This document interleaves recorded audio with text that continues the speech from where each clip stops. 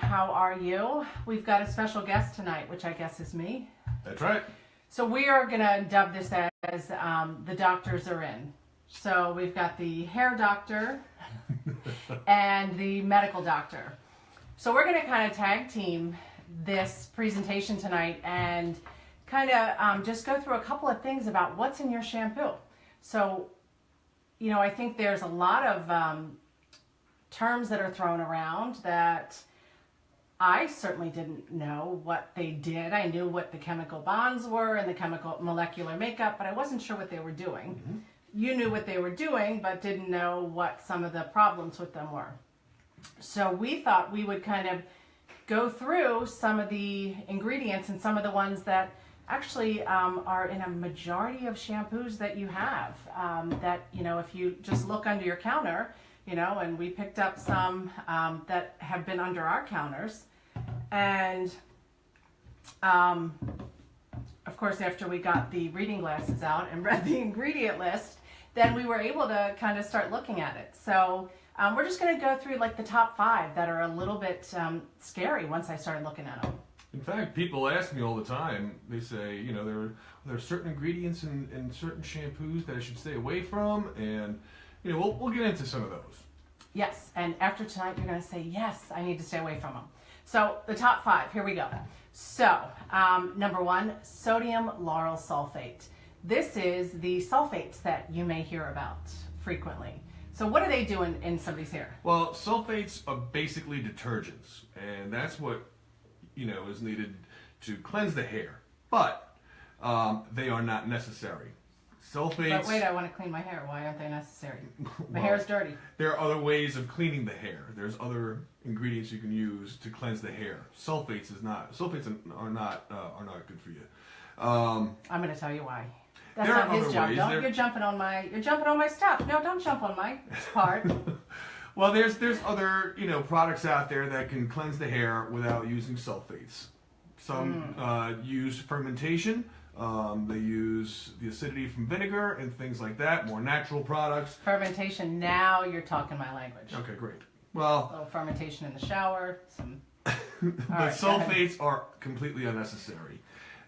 We have been led to believe that lather is what cleans our hair, which is not true. Lather does not cleanse the hair. But I like it when it's all soapy and foamy. It does feel good, yes, but it's not necessary.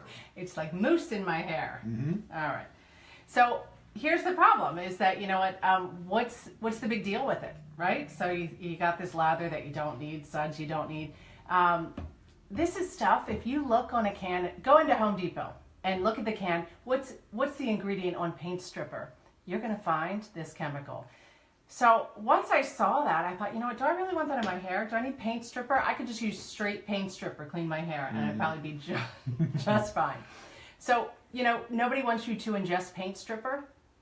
Last time I checked, they got a lot of warnings about that.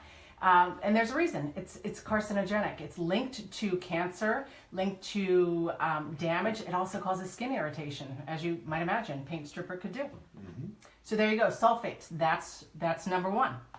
Let's move on to number 2, if I can make this computer work. Number 2, DEA, diethylamine. That's a nice fancy word. Mm-hmm. It's also what's used to make cleansers and moisturizers sudsy. Oh, even more suds. I love it. Yes. Talk dirty to me. Suds are good if the right ingredients are in it, and it does feel good, but it's really not necessary. Okay. In the cleansing process. Keep telling me not necessary. So, you know what, by themselves, DEA, they're not very bad. You know, they're pretty harmless. But the problem is they combine with other things in the shampoos and in your, you know, products. They combine with other things and become carcinogenic. So in and of themselves, DEA, not a big deal. Whatever. But it's what they do. They bond to these other things and cause these terrible, terrible byproducts. So, you know, another chemical that's carcinogenic. Want to stay away from that. We also have to be aware there are some bottles out there that'll say, you know, they don't have these certain ingredients in there, but if they're asking you to apply heat, well, that just tells you once the molecules are combined and heated, That'll form a permanent bond. They will turn and bond into that ingredient. So making it you hot. have to be very careful. Oh yeah, I know. Some of those, like a keratin thing or something. Yeah, Keratin that's another straighteners. presentation, and Yes, I forbid him from formaldehyde. talking about that tonight, but he slipped it right in. Huge formaldehyde issue. Yeah, all right, enough with that one. All right, so next one. Okay, so that was number 2. Number 3, parabens. Parabens. They are preservatives, and they also prevent bacteria. I like preservatives because it keeps my skin from looking good, right?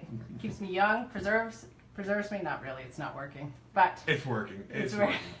working. So preservatives. So you know what? When manufacturers, spend all their money and they make these products, the problem is that they can't sit on the shelf for very long. So they need to link them up to some lovely preservatives, make them stay longer. It's like formaldehyde or something like that in your. It's not really formaldehyde, but that's kind of what it's linked. What you can liken it as is so that it keeps the product from spoiling. Now, what's the problem with that? Parabens, and this is going to be very interesting to you, parabens are hormones. They're xenoestrogens. So they are like a bioidentical hormone. And this is what blew my mind when I started looking at it, is that these repeated exposure related to early onset puberty. So I don't know how many of you out there have got kids. We have 2 girls who are 8 and 9, and dear God, every day I just pray to please don't let puberty start. Every day I'm thinking, please, please, please, please. And we a few years ago made some moves in our lives to really start getting rid of things that we knew were linked to the yes, and now I have one who's shaking her head at me, that are linked to early onset puberty, and getting rid of hormones in our foods and our milks. And now part of this is in our shampoos. And as a gynecologist, I know that precocious puberty and early onset puberty is a huge problem. We're thinking, why are all of our young girls getting breast development? Why are they getting their periods? Why is all of this happening so much earlier than it used to? Well, you know what? Aside from all the hormones we're sticking in our foods, we're sticking it in our shampoo. So, the jury's still really out about low-level exposure. Low-level exposure can be an irritant, but, it's that long-term exposure and long-term repeated that really freaks me out. So, he's giving me the knee, like, move on. You're always like, yelling no, at me, keep it at 2 minutes. when I want to talk, I want to talk. All right. Anyway, so that was, now what are we on? You made me lose track. Number 3? Number 3. All right, let's move on to number 4 because Mr. Kneeing me is getting impatient for his part. All right, what's the next one? PEG. Oh, you want to say? Oh, you want to speak? Say the big name. Polyethylene glycol. Oh, that was good. I am a stylist, after all. All right, that was a good Don't one. underestimate me. The So- power of this doctor. Power of the hair doctor. All right, so tell me, what's it do? Why is it in shampoo? Well, it helps the ingredients penetrate. So it makes it easier for other ingredients to enter the skin and scalp that way. So what it does is it'll open up that follicle and Open for business. yeah. Well, some of these harmful ingredients much easier to penetrate, and get into your bloodstream. Well, that's the thing that kind of scares me. Once you say, like, oh, it's a penetration enhancer, and, we should have made a bet as to how many times we can say penetrate on here without laughing. But, it does make it easier. And all these other harmful things that we're just talking about, you're now letting those in even more. Mm-hmm. So, it's kind of scary. But it also dries out the skin. It reduces the moisture on your skin by altering the surface tension of the skin. So if it dries it out, that'll do it. That'll reduce the moisture by, the skin can shrink or expand. So that doesn't go well. doesn't go well with. Okay, well, our job is not to describe physics and chemistry, but we're going to give you a little overview there. So what's the problem with that? Here's the problem, is that in California, they've even classified this as a developmental toxicant. So it can interfere with human development. So pregnant women with repeat higher levels of exposure of this, pretty scary stuff. effects on the embryo. I mean, I don't know of anything more scary than that, except for I'm about to tell you what the scarier thing is with number 5. And watch Dimitri cringe when I do that one. Boy. Yeah. I have to hear it at the dinner table and now, too. All right.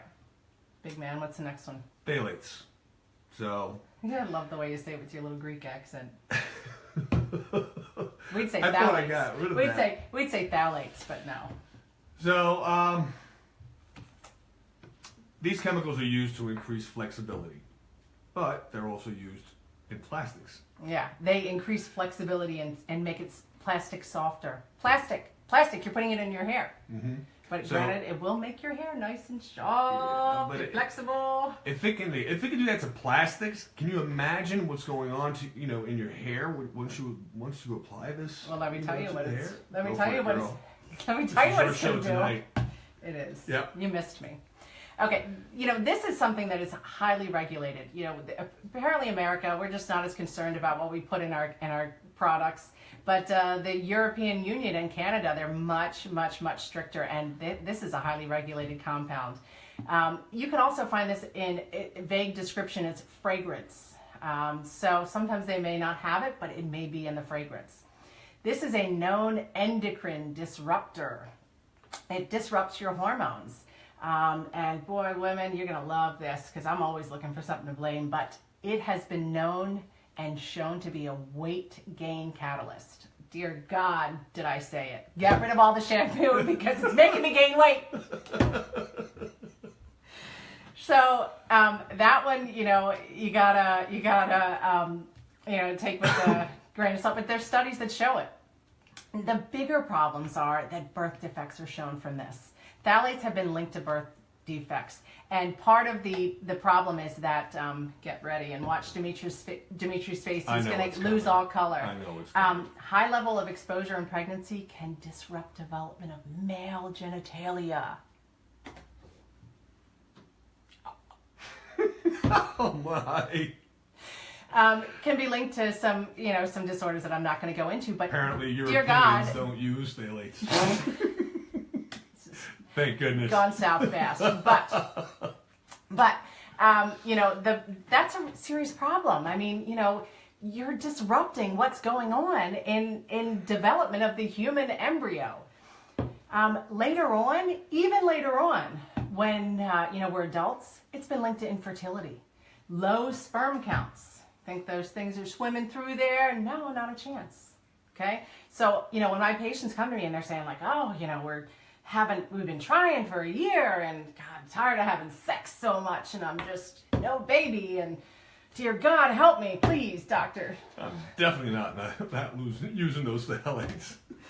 So, after I go through all the medical issues, I start to go through, all right, let's go through the compounds that you're using, in your life. Let's go through some of these things that you're using and, and I always avoid phthalates.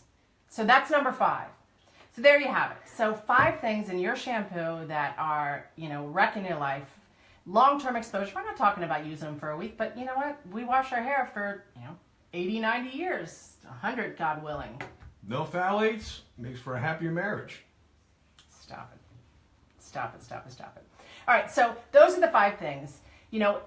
I think that everybody is looking to change their lives and, don't let me steal your thunder. No, nowadays we are more aware of all these dangerous ingredients, whether it's in our food, and now, of course, we're more aware of what is in our shampoos and conditioners. And remember, whatever you apply on your hair goes onto your scalp, into your pores, and right into your bloodstream. And apparently into your testicles if you're a man. Oh, yeah. So, how do I come back from that? I don't know. But this is not what I want for my family. This is not what I want for my wife, and my children, or myself. Being that we're more aware, let's stay healthy, people. Let's do what's good for us. We've come across so many different dangerous products that through research and testing. We've come a long way. So come a long way, baby. It's time to Virginia clean Slim out. said that. It's time to clean out that shower full of the old stuff and start concentrating and looking at ingredients in your shampoo bottles. and conditioners. Oh, good one. All right. So if you guys have questions about any of that, let us know. We'd be happy to make recommendations for anything. Recommend some products that would be fabulous that don't contain these things. So get in touch. Otherwise, we will be back on Sunday. Sunday. Yep. Yep. So see you guys then. Thank you.